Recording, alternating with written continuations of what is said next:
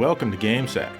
Now, as you might have noticed, Dave and I are in the elite class, the 1%. We're very rich. And how did we get rich? Well, we saved a lot of money when we bought our video games. Exactly, Joe. We just do not want to spend money, so we go for the cheapest route possible. Yes, and we're going to show you some of those games that are very cheap, but yet very good as well. Yeah, we don't want to put any bad games in here because we already did one of those episodes and we didn't like it. Yeah, we didn't like those games either, so these are some good games that won't cost you very much.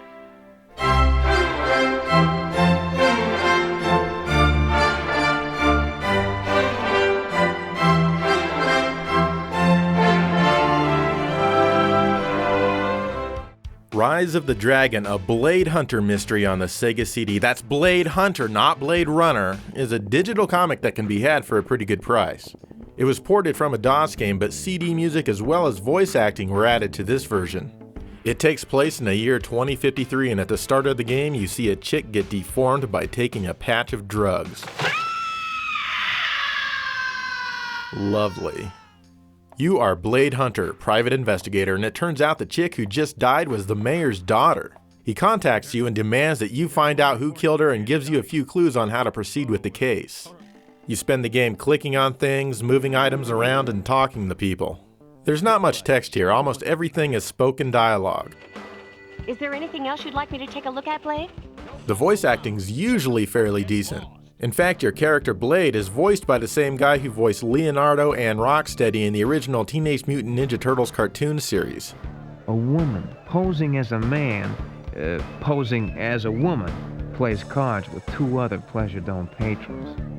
You've got to be really careful in this game, though. If you don't make the right choices, you might not even be able to advance the game. So it's vital that you save often as you progress. What were we talking about?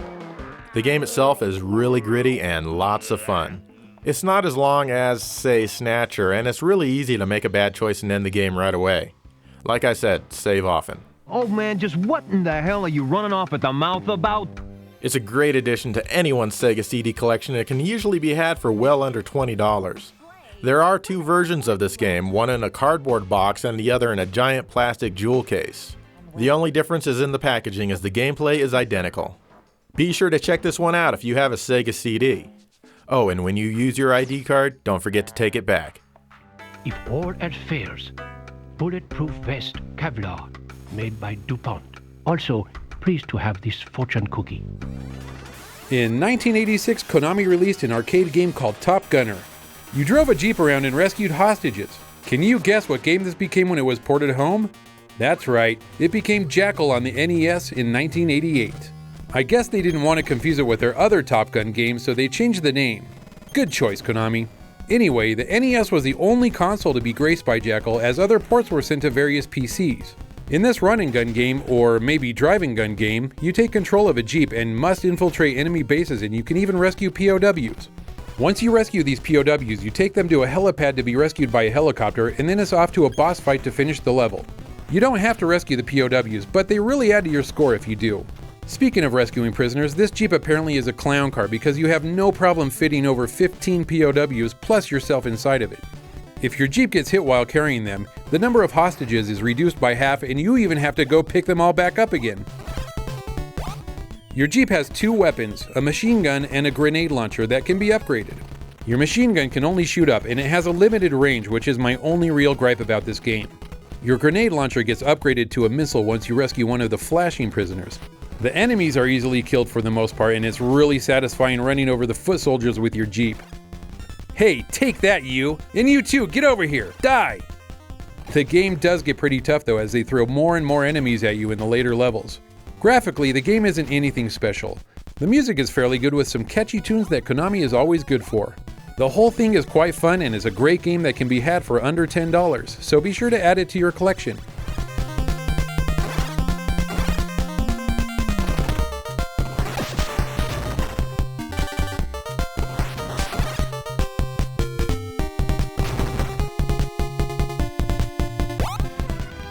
Magician Lord was one of the original games for the Neo Geo, and as such it's one that I've remained quite fond of throughout the years, as it was really impressive at the time. It's an action platformer where you play as a magician trying to save the entire world. Along the way, you're able to transform into different forms with different attacks. You are the Lord of Magicians after all. Some of these forms, like the ninja, are really cool. Other forms, like this weird water guy, are not so cool. The game is damn tough, and the home version rubs it in your face by setting you back to a checkpoint when you die.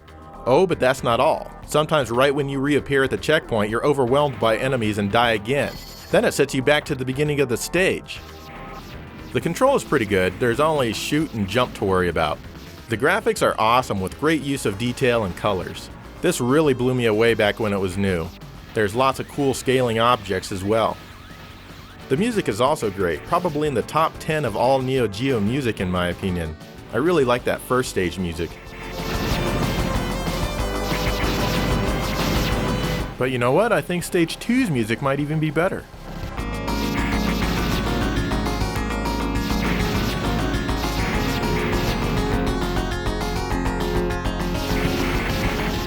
There's also some hilarious voice clips before each boss fight. I'm deaf and got to die. Now this game isn't perfect by any means, and it could have used a lot more thought in the design, but it's still fun to play and it will only cost you around $35, which is damn cheap for a Neo Geo game. But really, every Neo Geo owner needs this game.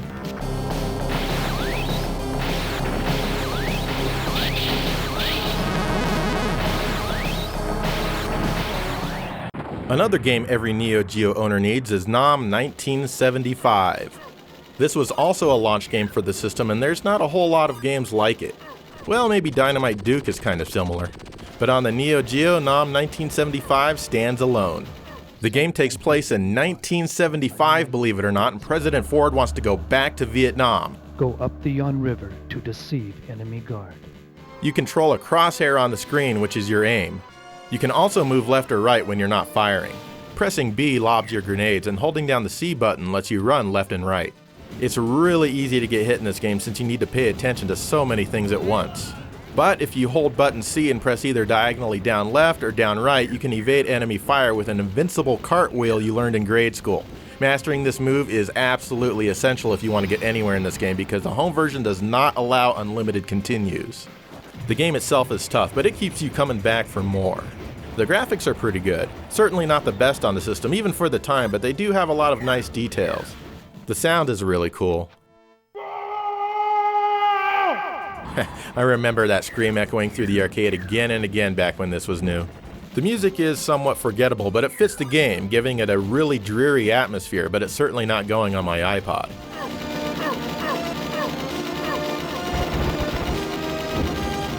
You can get this game brand new for less than $40. The only downside is that someone will have covered up the naughty skin of the chick on the box, manual, and cartridge with marker. Here's what it looks like uncovered. Whatever country had all of this new old stock was even more afraid of nudity than we are here in the US. Still, I think it's worth a few black marks to save some money on the game. Who says you need to be rich to have fun with the Neo Geo AES?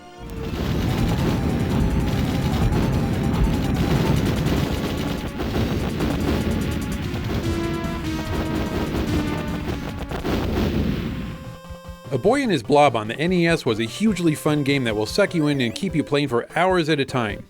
It can be had for $10 or less and is definitely worth it. But I'd like to focus on the Wii version, which is a reimagining of the original NES game. This game exudes charm from the art style to the relationship between the boy and his blob. I mean, just look how cuddly this blob is. Aww. So if you haven't played this game, it's a very unique idea that you won't find anywhere else. You have a blob that loves jelly beans. Depending on the color of the jelly bean you feed him, he'll morph into various objects which help you solve many puzzles throughout the game. Besides just getting from point A to point B and killing enemies along the way, your blob can collect treasure chests which fill your treehouse with items. A lot of these items, once collected, will actually turn into a bonus level which you can play, which really extends the playability of this game. The game is pretty easy, and throughout you'll see signs that more or less tell you exactly what object the blob needs to be in order to advance.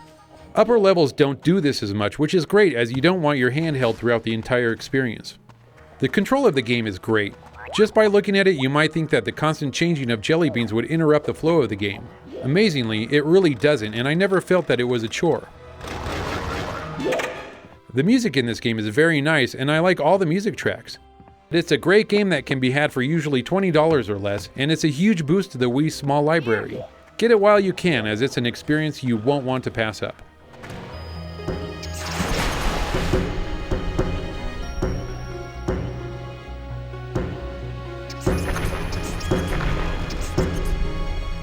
Well, Joe, that was an exciting first half of our episode, and I feel richer because I didn't spend much money on those games. Nor did I, Dave. But, we still got more games to look at, so... I've got plenty of money to spare. Not that I want to spend it. Exactly, so why don't you kick it off with one of your picks? Okay, here we go.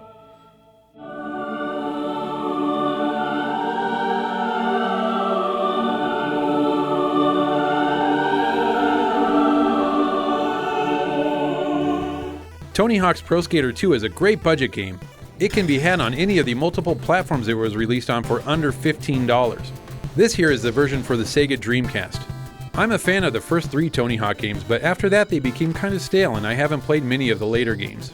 The reason I chose Part 2 is that it added just enough to the original formula to make it feel new and like a proper evolution to the series.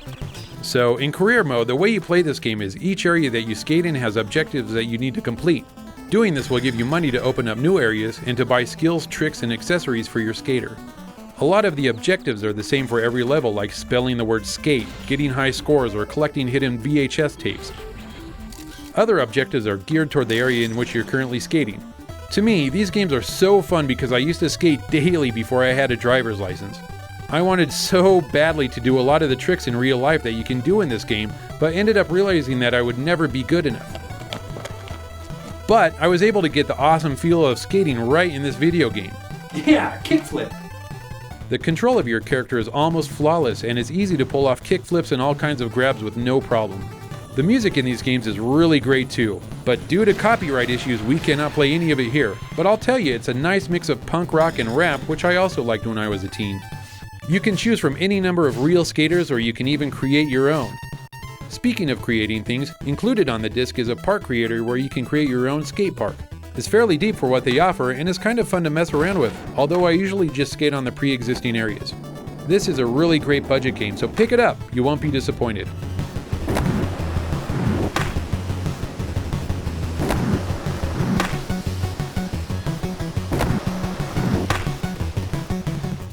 So Rampage by Data East on the NES is good, cheap fun.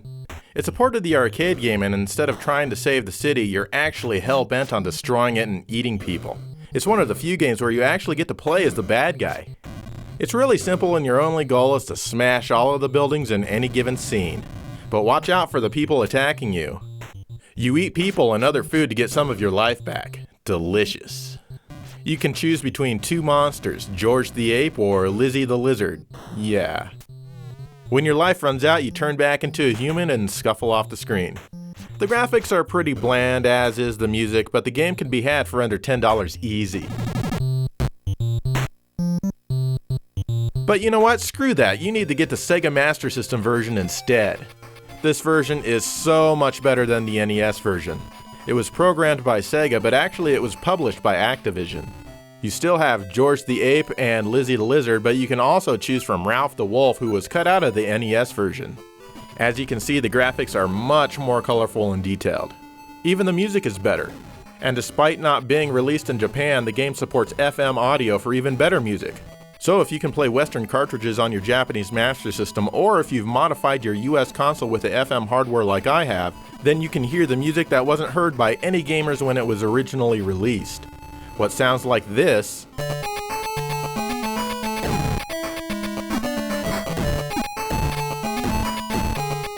now sounds like this.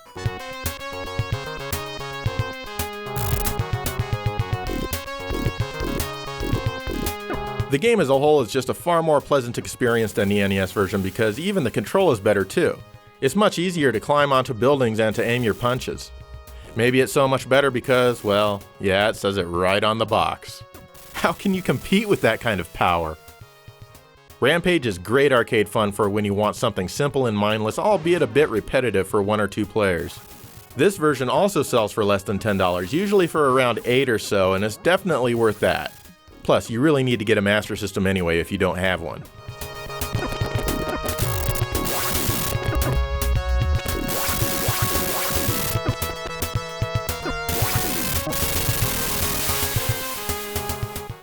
Super Mario Bros. 2 is a fantastic game and a great value, but it has a strange history. You see, in Japan, Super Mario Bros. 2 looks and plays exactly like Super Mario Bros. 1, only with new levels and a much higher difficulty. Basically, it's like a DLC map pack for the original game. But this game wasn't released in the US during its time because Nintendo of America thought it would be much too difficult for us wimpy American game players. But it eventually came over as Super Mario The Lost Levels in the Super Mario All-Stars collection for the Super Nintendo, with the difficulty pretty much intact. However, there was a game called Doki Doki Panic for the Famicom Disk System which Shigeru Miyamoto was even more involved in than he was in Super Mario Bros. 2. It was a fresh game based on characters from Fuji Television in Japan. Nintendo of America loved this game, and so they had Shiggy and team modify it to be what we know as Super Mario Bros. 2 outside of Japan. All the playable characters became Mario, Luigi, Peach, and Toad. Other sprites and graphics were modified, but aren't as noticeable as the characters. The gameplay and music for the most part is identical to Doki Doki Panic, but you can now hold down B to run, which is a staple feature of the Mario series. This game became a huge hit and was later released in Japan as Super Mario USA. Although this game didn't start out as a Mario game, I feel that it fits into the Mario series just fine and is actually one of my favorites. It incorporates vertically scrolling levels along with horizontally scrolling levels. You can ride on top of enemies instead of just jumping on them to kill them. Picking up enemies and pulling vegetables out of the ground are used as weapons as you can throw them at your foes. There's a lot more variety in enemies now instead of just the standard Goombas and Koopas. The bosses are really great as they're not just Koopas, and the final boss isn't Bowser! Sorry for that spoiler. Each playable character has different attributes to make them appealing to different people. My favorite is Peach. Yeah, go ahead and laugh, but she can float for a short period of time while jumping. Luigi has a huge high jump, but it's a bit hard to control. The music is great, and I feel it has some of the best tunes in the series.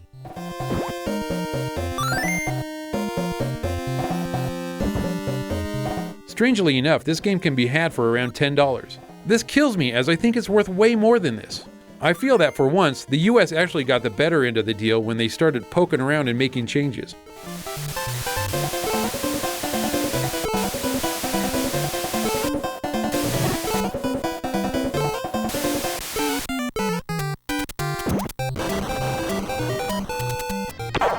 Another great game you can pick up for around $10 is Dynamite Headdy on the Genesis by Treasure. So what does your 10 spot get you? Let's find out. You're Headdy, a puppet on sort of a stage play. But there's trouble brewing backstage and things are going bad, so you've got to set things right. You use your head to attack and also to help you jump to higher levels and pretty much everything else by throwing it at enemies and other objects. In fact, the recoiling head kind of reminds me of another favorite of mine, Decapitack starring Chuck D. Head, also for the Genesis. I really like that one. Anyway, back to Headdy. You have the ability to switch heads at times.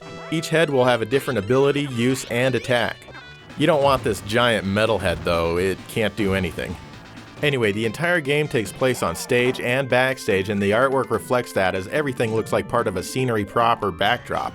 The art design in the game is really nice and the graphics are super colorful. There's lots of neat tricks and effects going on as well. But hey, it's a Treasure game, so of course you're going to expect stuff like that. Everything moves around at a brisk pace with very little to no slowdown that I noticed. The music is definitely fitting and sometimes even pretty damn good.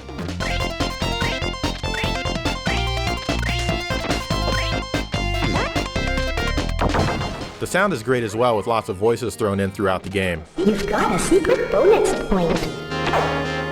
Overall, it's a fantastic experience and everyone should own it. I'm amazed it's so cheap. But there is one teensy tiny little problem. It's hard as hell. When they brought it over to the US, they increased the difficulty substantially. I guess they just felt Japanese games are too easy or something, but really, that version had perfectly balanced difficulty. In fact, usually they make US versions of games easier. I wish they could just make up their damn minds. There's also a basketball-style bonus game where you need to bounce the balls into hoops with your head. But this is probably even more frustrating than trying to score in Bill Lane Beer's Combat Basketball on the Super Nintendo, which we talked about in our last episode. Just press A to skip this, you don't even want to try. There are also a few shoot-'em-up style stages which are cool but seem to drag on for a touch too long. Still, regardless of the increased difficulty or any other changes or flaws, this is a top-tier game not only for the Genesis, but for the entire 16-bit era. Don't let this low-priced gem pass you by while it's still easily obtainable.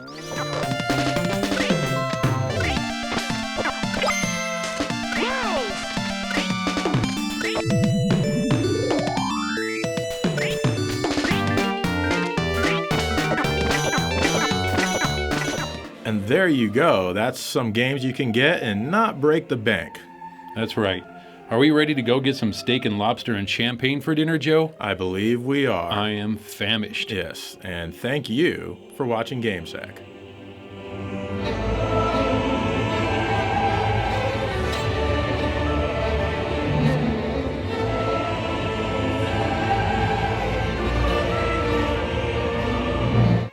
All right, Joe. Good job, man. Another nice episode done and in the banks. In the banks? Yep. What the hell? GameSack Oh, money in the banks. Yeah, I get it. Okay. Well, you look pretty good dressing up for this. I didn't think your suit would be that good. No, it turned out all right. Yeah. You look not too bad, I guess. I don't know. Okay. I mean, well, your suit looks fine. Your suit's great and all. And the hair's okay. It's what? Well, the problem is your mustache, Joe. Actually, the problem is the mustache. The mustache is great. It makes me look rich, dapper, and, in my opinion, very, very sophisticated. I'm getting more of a sex predator feel from it, so... What? Yeah. No, it doesn't. It looks fine. Shave that. Jen, does my mustache look good? You look like a retard. Oh, my... Oh, well, that's what I thought, too, so... Oh! Shave it. Okay, cut, guys. All right. Yeah, I can't wait to get out of this stupid suit. Yeah, no kidding, man. I mean, you think they'll think we're actually rich? Well, I really hope so. I really hope so. I mean, we're pretty believable, aren't we? I think so. I'm going to get this suit back to my dad.